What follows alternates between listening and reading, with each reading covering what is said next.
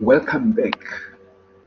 Let's continue and see what is next. So if we check, let's go back to the statement because it's very much important to understand the statement. So you know that in future they can give you this statement in a paragraph form. It doesn't matter as long as you know how to read the statement. So the next step that I prefer us to follow, let's follow this step. This will be the next step. This cost will be the next step. Let's call it step number 4.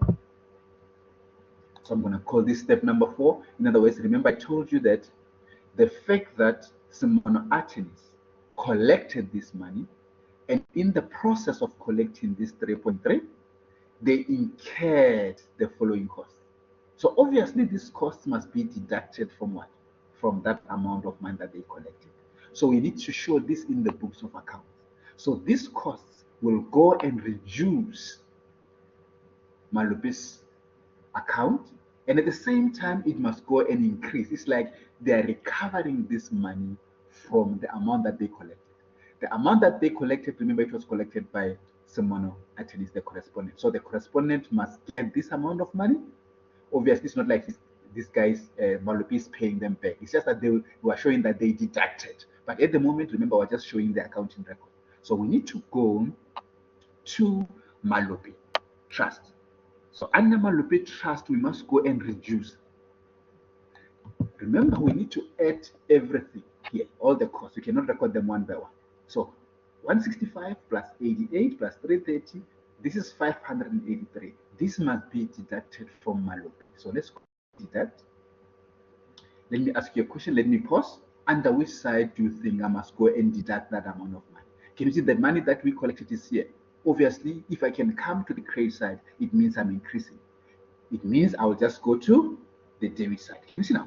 And I'm just going to reduce the account by what? By 583. Do you see it makes sense? So even if I can draw a line for you here, can you see this shows that this account, remember the trust accounts are liabilities. Can you see the trust? Wherever you see trust, it means we owe them. We owe them. So can you see we took this money out? So at the moment, the Malupi's trust does not have 3,300 anymore.